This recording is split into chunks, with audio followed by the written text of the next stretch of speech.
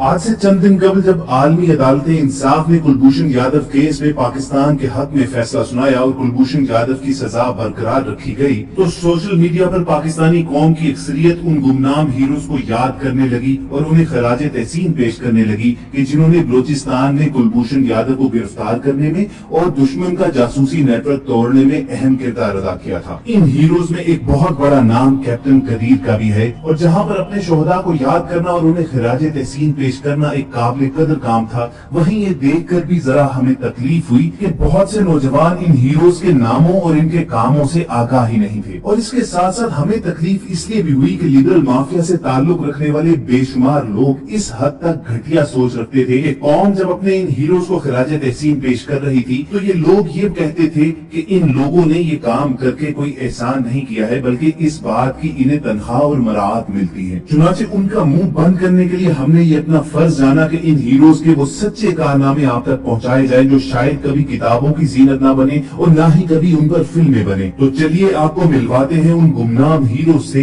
कि जिन्होंने बलूचिस्तान में कुलभूषण यादव का न सिर्फ नेटवर्क तोड़ा बल्कि इंडिया को हर महाज पर शिकस्त दी। लेकिन इससे कबल के वीडियो का बाकायदा आगाज किया जाए, आपको एक याद दहानी करवा दें कि अगर आप हमारी वीडियो पहली मर्तबा देख रहे हैं तो रेड बटन पर क्लिक कीजिए और बेल आइकॉन को प्रेस करके वॉइस डेली के सब्सक्राइबर जरूर बनिए ताकि ऐसी इंफॉर्मेटिव वीडियोस आपको रोजाना की बुनियाद पर मिलती रहे। दोस्तों, बलूचिस्तान में कुलभूषण यादव का नेटवर्क तोड़ कर रख देने वाला पाक फौज का शहीद कैप्टन कदीर हमारा वो हीरो है कि उसके ऐसे सच्चे कारनामे हैं जो जानकर आप सब हैरान हो जाएंगे। ये इंसान नहीं बल्कि एक फरिश्ता सिफ्त शख्स था जो वतन की मिट्टी की मोहब्बत में खुद को मिट्टी मिट्टी कर बैठा। कैप्टन कदीर का ताल्लुक एक बहुत बड़े जमींदार घराने से था। खुद कैप्टन कदीर 300 एकड़ से जायद काबिल काश्त अराजी का जाती मालिक था। यानी यूं कहा जाए कि कैप्टन कदीर सोने का चमचा मुंह में लेकर पैदा हुए तो गलत नहीं होगा। मगर इस नौजवान को ऐशो इशरत की जिंदगी नहीं बाती थी, बल्कि ये बड़ा होकर वतन अजीज की हिफाजत के लिए पाक फौज में भर्ती होना चाहता था। जब इसने इस बात का जिक्र अपने अजीजों के सामने किया तो उन्होंने इस पर तंज किया, क्योंकि इस घराने में नौकरी की रिवायत नहीं थी। उन्होंने कहा कि जब रुपए पैसे की घर में रेल पेल है तो नौकरी करने की क्या जरूरत है, तनख्वाह पर नौकर बन रहे हो। ये सुनकर कैप्टन कदीर का खून जोश मारने लगा और वो चीख कर बोला कि फौजी तनख्वाह के लिए भर्ती नहीं होता है, फौजी तो वतन अजीज की हिफाजत की खातिर बनते हैं और मैं इस मुल्क पर अपना तन मन धन सब कुर्बान कर दूंगा। यही जज्बा लेकर और अपने सीने में वतन की हिफाजत का आतिश फिशा सा लेकर ये नौजवान फौज में सेकंड लेफ्टिनेंट भर्ती होता है। मुकाबले का सख्त इम्तिहान पास करके और तरक्की करके कैप्टन बन जाता है। कैप्टन कदीर का जज्बा देखकर उसे खुफिया एजेंसी मिलिट्री इंटेलिजेंस में भेज दिया जाता है, जहां पर मजीद उसे बलूचिस्तान खुफिया मिशन पर भेजा जाता है। उसके जिम्मे ये ड्यूटी लगती है कि बलूचिस्तान में रॉ का नेटवर्क जैसे भी हो तलाश करना है, और रॉ का भी वो नेटवर्क जिसे कुलभूषण यादव जैसा स्किल्ड ऑपरेटर चलाता था और जिसका बजट तकरीबन $400 मिलियन था। महदूद वसाइल के बावजूद पाक फौज का ये शेर मैदान में उतरता है और रॉ के नेटवर्क को तलाश करने के लिए मिट्टी की मोहब्बत में ये जुनूनी इंसान जिसने अपनी सारी जवानी नर्म गर्म बिस्तरों पर गुजारी, जहां घर में नौकर चाकर की भरमार थी और एक एक चीज नौकर चाकर बिस्तर पर लेकर आते थे, मगर आफरीन है इस शेर दिल हीरो पर कि अपने देश को दुश्मनों से बचाने के लिए ये जुनूनी शख्स कूड़ा चुनने वाला बन जाता है और पूरे 3 साल तक ये जुनूनी बलूचिस्तान के मुख्तलिफ शहरों में फकीर बनकर कूड़ा चुनते चुनते गुजार देता है। इसका बिस्तर भी वही कूड़े करकट का ढेर होता है, इसका खाना पीना भी वहीं पर होता है। सख्त तरीन सर्दियों में ये जुनूनी एक इंतहाई बदबूदार फटे पुराने कंबल में खुले आसमान तले रात गुजारता है तो सिर्फ देश की हिफाजत के लिए। आखिरकार उसकी मेहनत रंग लाती है और ये रॉ के बहुत बड़े नेटवर्क कुलभूषण यादव तक पहुंचने में कामयाब हो जाता है। जी हाँ दोस्तों, कुलभूषण यादव जैसे मशहूर और मारूफ दहशतगर्द और जासूस को पकड़ने के पीछे इस जुनूनी मारखोर कैप्टन कदीर की 3 साल की मेहनत है। आज बलूचिस्तान में जो अमन व अमान कायम हुआ है तो इसके पीछे इस जुनूनी नौजवान का बहुत बड़ा किरदार है। कैप्टन कदीर के इतने बड़े बड़े कारनामे हैं कि लिखने के लिए किताबें कम पड़ जाएं। ये कैसा शख्स था कि 300 एकड़ अराजी का मालिक था, मगर किस तरह 3 साल तक कूड़ा चुनने वाला फकीर बना रहा,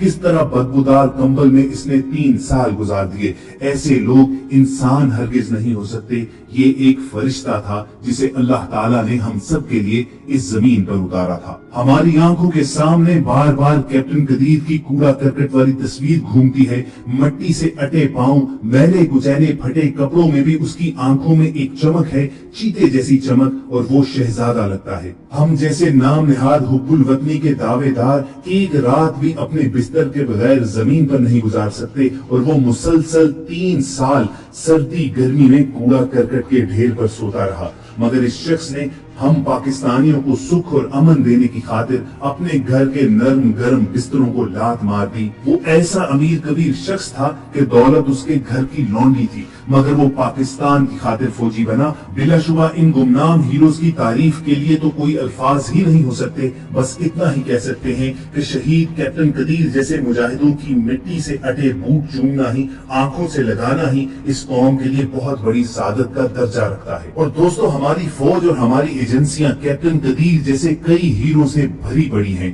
چلیے آپ کی ملاقات کرواتے ہیں اسامہ لاشاری جیسے نوجوان سے۔ اس کی رگوں میں بلوچوں کے لاشاری قبیلے کا گرم اور غیرت مند خون تھا۔ اس پر وہ ایک ایسے باپ کی اولاد تھا جس پر پاک فوج بھی فخر کرتی تھی۔ خون میں خاندانی غیرت و خدمت، شجاعت اور عسکریت کوٹ کوٹ کر بھری ہوئی تھی، اسی لیے ضبط بھرے کردار کا مالک بھی تھا۔ وہ بچپن ہی سے دوسروں سے منفرد تھا۔ ظالم کا ہاتھ روکنے میں وہ حق کے ساتھ کھڑا ہو جاتا تھا اور بس ایک ہی خواب دیکھتا تھا کہ کب بڑا ہو کر فوج میں چلا جائے۔ لیکن فوج میں افسر بھرتی ہونے کا اس کا خواب اس وقت چکنا چور ہو گیا جب اسے ریجیکٹ کر دیا گیا۔ حالانکہ اپلائی کرنے سے پہلے اس نے سخت ترین محنت کی تھی، لیکن کمیشن آفیسر کے طور پر وہ فوج میں بھرتی نہ ہو سکا اور اس کو یہ غم کھائے چلا گیا۔ فوج اس کا جنون تھا اور شہادت اس کی تمنا تھی۔ MBA کرنے کے بعد اسامہ لاشاری نے فوج سے اپنا تعلق جوڑنے کی کوشش کی اور پھر ISI میں اسسٹنٹ ڈائریکٹر سلیکٹ ہو گیا۔ وہ عام نوجوانوں اور افسروں سے بہت مختلف تھا۔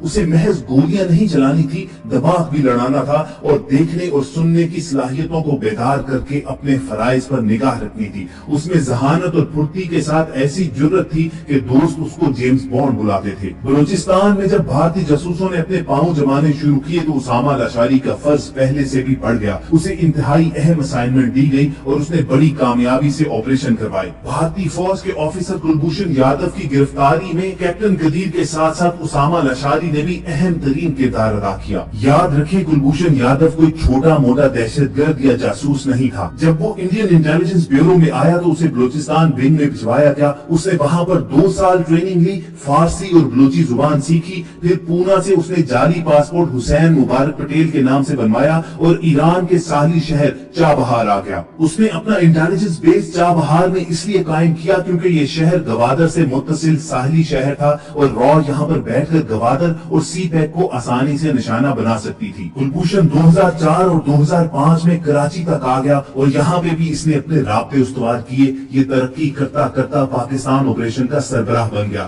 بھارت نے اسے $400 ملین کا بجٹ دیا۔ کلبھوشن نے یہ رقم بلوچ علیحدگی پسندوں اور کراچی میں بدامنی پھیلانے والے گروپوں میں تقسیم کی۔ پاکستان کے خفیہ ادارے بلوچستان اور کراچی آپریشن کے دوران حسین مبارک پٹیل تک پہنچے۔ پاکستان کو پتہ چلا کہ بلوچستان کے علیحدگی پسند ہوں، کراچی کے مافیاز ہوں یا پھر ملک میں خودکش حملہ آوروں کے ماسٹر مائنڈ ہوں، یہ تمام لوگ آخر میں چابہار سے ہی آپریٹ ہو رہے ہیں اور چابہار میں ان کا باس ہے کلبھوشن یادو۔ یوں آہستہ آہستہ یہ شخص پاکستانی ایجنسیز کے سامنے کھلتا چلا گیا اور اس وقت گمنام ہیروز نے اسے پکڑنے کا فیصلہ کر لیا۔ یہ ایک انتہائی مشکل ٹاسک تھا۔ کلبھوشن عام جاسوس نہیں تھا، یہ پاکستان آپریشن کا سربراہ تھا، یہ فیلڈ آپریٹر تھا اور دنیا میں آج تک کوئی ملک کسی دوسرے ملک کے اتنے بڑے انٹیلیجنس آفیسر کو نہیں پکڑ سکا، لیکن ہمارے اداروں اور گمنام ہیروز نے یہ تاریخ بدل کر رکھ دی۔ ISI کے اسامہ لاشاری اور کیپٹن قدیر جیسے لوگوں کو کلبھوشن یادو کو پاکستان لانے میں 1.5 سال کا عرصہ لگا۔ ادارے نے اس عرصے میں بلوچ علیحدگی پسندوں میں اپنے لوگ ڈیولپ کیے۔ یہ لوگ آہستہ آہستہ حسین مبارک پٹیل یعنی کلبھوشن یادو تک براہ راست رابطے میں آئے اور آخر میں ان لوگوں نے اسے پاکستان کی ایک انتہائی اہم شخصیت کے اغوا